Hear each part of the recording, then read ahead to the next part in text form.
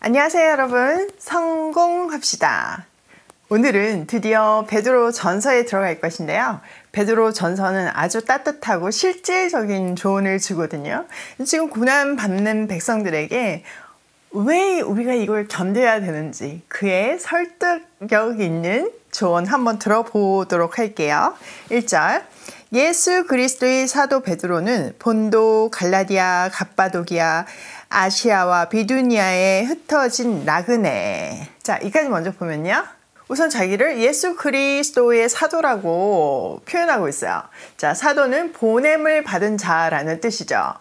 그러니까 자기는 예수님이 보낸 대리자, 예수님의 뜻을 전하는 사람, 이런 사람이다. 그런 사도로서 지금 편지를 보낸다. 이렇게 말하고 있죠. 또 이 편지를 받는 수신자들에 대해서도 나와 있는데 위치가 나와 있죠. 본도, 갈라디아, 갑바도기아, 아시아, 비두니아. 여기는 지금 현재의 터키 지역이에요. 거기에 흩어져 있는 나그네들, 택하심을 입은 사람들이었어요. 그들을 디아스포라라고 부르죠. 디아스포라는 흩어진이라는 헬라어 단어에서 발생했어요. 우선은 예루살렘 밖에 사는 유대인들이라는 뜻이 있죠. 또 베드로 서신서에서는 천국을 떠나 사는 모든 믿는 자들을 은유적으로 표현하는 단어이기도 해요. 이들이 이렇게 터키 지역으로 흩어졌던 이유는 핍박 때문이었어요. 핍박을 피해서 막 도망을 갔는데 놀라운 것은 도망가면서도 하나님을 전했어요.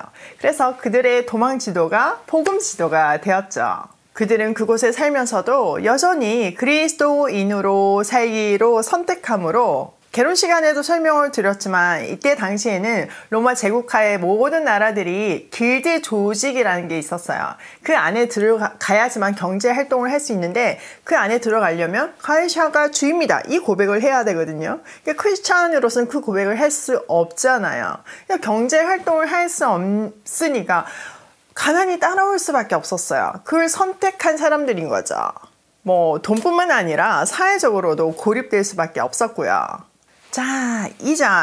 곧 하나님 아버지의 미리 아심을 따라 성령이 거룩하게 하심으로 순종함과 예수 그리스도의 피뿌림을 얻기 위하여 택하심을 받은 자들에게 편지하노니 은혜와 평강이 너에게 더욱 많을지어다. 자, 그들은 택하심을 받은 사람들이었는데 이 택하심은 하나님 아버지의 미리 아심을 따라 된 것이에요. 그들을 성령으로 거룩하게 해주셔서 그 택하심에 순종함으로 희생 제물이 대신 예수 그리스도의 피뿌림을 받아서 하나님의 자녀가 되었죠. 그들에게 하나님의 은혜와 평강이 더욱 가득하길 기도하고 있어요. 자, 3절. 우리 주 예수 그리스도의 아버지 하나님을 찬송하리로다. 그의 많으신 긍휼대로 예수 그리스도를 죽은 자 가운데서 부활하게 하심으로 말미암아 우리를 거듭나게 하사 산 소망이 있게 하시며. 자, 하나님께 찬양을 드림으로 나아가고 있어요. 우리가 하나님께 찬양을 올려드려야 하는 아주 근본적인 이유는 그분의 크신 긍휼하심 때문이에요. 그 긍휼하심으로 죽을 수밖에 없었던 우리를 다시 태어나게 하셨죠. 그래서 그리스도가 부활하신 것처럼 우리에게도 산 소망을 주셨어요. 예수 그리스도의 부활이 이 산 소망의 증거죠. 자, 4절. 썩지 않고 더럽지 않고 새하지 아니하는 유업을 있게 하시나니 곧 너희를 위하여 하늘에 간직하신 것이라. 우리는 썩지 않고 더러워지지 않고 낡아지지 않는 하늘 유산을 물려받았어요. 우리를 위한 그 유산은 하늘에 간직되어 있죠. 뭐 땅에 있는 거는 누가 훔쳐갈 수도 있고 뭐 재난으로 인해서 사라질 수도 있는데 하늘은 그럴 이유가 없죠. 그래서 안전하게 보관되어 있다는 것을 얘기하고 있어요. 자, 5절. 너희는 말세에 나타내기로 예비하신 구원을 얻기 위하여 믿음으로 말미암아 하나님의 능력으로 보호하심을 받았느니라. 하나님은 우리의 믿음을 보시고 그의 능력으로 마지막 때에 약속된 그 구원을 얻기까지 우리를 보호해 주신대요. 이 산 소망을 가지고 하늘 유산과 영광을 본 사람은 뭐 아쉽거나 아까울 게 하나도 없는 거죠. 한눈 팔 일도 없어요. 전 재산을 밭에 숨겨진 보화를 보고 전 재산을 팔아서 그 밭을 산 그 사람처럼 우리도 이 하늘 영광과 보화를 받기 때문에 하나님 나라에 올인할 수 있어요. 우리한테 최고의 것이 주어졌는데 뭐가 더 필요하겠어요? 그래서 우리가 살아갈 때 꼭 필요한 것이 이 산 소망에 대한 엄청난 확신, 분명한 확신이에요. 자, 6절. 그러므로 너희가 이제 여러 가지 시험으로 말미암아 잠깐 근심하게 되지 않을 수 없으나 오히려 크게 기뻐하는도다. 너희 믿음의 확실함은 불로 연단하여도 없어질 금보다 더 귀하여 예수 그리스도께서 나타나실 때에 칭찬과 영광과 존귀를 얻게 할 것이니라. 우리에게 이 엄청난 산 소망이 있으니 우리가 지금 이 땅 가운데 살면서도 뭐 이것도 아주 잠깐이죠. 이 잠깐을 살면서도 여러 가지 시험 가운데 있다 해도 기뻐할 수 있어요. 기뻐해야 한대요. 하나님은요, 환난을 통해서 우리의 믿음을 단련하세요. 그 환난은 우리 믿음 안에 있는 불순물을 다 없애죠. 그래서 뭐 금도 사실 단련된 금도 결국엔 사라지지만 우리의 믿음은 더 귀하게 하신대요. 그래서 주님 다시 오실 때 칭찬과 영광과 존귀를 얻게 될 거예요. 그리고 아주 중요한 것은 이 칭찬과 존귀와 영광은 영원하다는 것이죠. 자, 8절. 예수를 너희가 보지 못하였으나 사랑하는도다. 이제도 보지 못하나 믿고 말할 수 없는 영광스러운 즐거움으로 기뻐하니 믿음이 결국 곧 영혼의 구원을 받음이라. 베드로 사도는요, 지금 이 수신자들의 믿음을 칭찬하고 있어요. 그들은요, 더러는 그리스도를 아예 못 본 사람들도 있거든요. 그럼에도 불구하고 믿음으로 또 예수님의 말씀의 가르침대로 서로 사랑하고 예수님을 사랑하고 있어요. 또 한편으로는 봤지만 지금 이제는 못 보잖아요. 부활하셨으니까. 그럼에도 불구하고 주님이 주신 그 말씀대로 믿으며 인내하며 견디고 있으니까요. 그것은 그들이 고난 가운데서도 말로 다 형용할 수 없는 즐거움과 영광을 누림으로 그게 이제 기쁨으로 드러남으로 증거되고 있어요. 사실 크리스찬에게 굉장히 중요한 것이 이 기쁨이에요. 우리 안에 산 소망이 있고 우리가 정말 하늘 유업을 받을 그런 상속자임을 분명히 알 때 솔직히 얼굴에서 그걸 감추기가 힘들어야 돼요. 기쁨이 우리 마음 가운데만 충만할 것이 아니라 우리 얼굴에도 가득해야 정상인 거죠. 만약 나한테 기쁨이 없다면, 내가 하나님을 사랑하는데도 계속 얼굴이 죽을상이라면 한번 우리의 믿음을 다시 점검해봐야 돼요. 그리고 그 구원의 감격으로 새롭게 되어서 기쁨을 누리는 우리가 되어야 되겠죠. 사실 이때 이들은 뭐 지금 우리하고는 비교할 수 없을 정도로 믿음을 지키기 때문에 잃는 것이 정말 많았어요.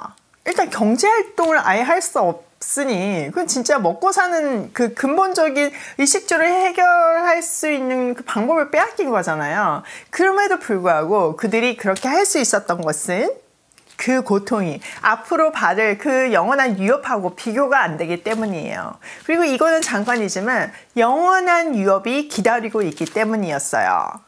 또한 지금 그들이 환난을 겪고는 있지만 성령이 그 말씀을 깨닫게 하실 때 우리에게는 세상이 줄 수 없는 기쁨이 있잖아요. 그리고 서로를 사랑하면서 그 기쁨을 확인하잖아요. 믿음 안에 있는 형제 자매들을 통해서요. 그것은 우리 믿음의 목표인 영원 구원을 받고 있다는 증거예요. 자, 10절. 이 구원에 대하여는 너에게 임할 은혜를 예언하던 선지자들이 연구하고 부지런히 살펴서 자기 속에 계신 그리스도의 영이 그 받으실 고난과 후에 받으실 영광을 미리 증언하여 누구를 또한 어떠한 때를 지시하는지 상고하니라. 이 섬긴 바가 자기를 위한 것이 아니요 너희를 위한 것임이 계시로 알게 되었으니 이것은 하늘로부터 보내신 성령을 힘입어 복음을 전하는 자들로 이제 너희에게 알린 것이요 천사들도 살펴보기를 원하는 것이니라. 믿음으로 말미암아 구원을 받는다는 이 가르침은요, 지금 뭐 새로운 어떤 그 진리가 아니라 구약에서부터 선지자들이 예언해 놓은 그 내용이래요. 진짜 구약은 오실 메시아에 대해서 이야기를 하고 있잖아요. 선지자들은 하나님에 의해서 영감을 받아서 이 구원에 관한 연구를 열심히 살펴보고 연구하고 예언했어요. 그들은 십자가의 고난도 예언했고요. 예수님이 죽으신 다음에 부활 승천하실 것도, 보좌 우편에 앉으실 것까지 다 예언했어요. 그 대표적인 본문이 이사야 53장 고난 받는 종 이야기죠. 십자가 사건을 그대로 얘기하고 있잖아요.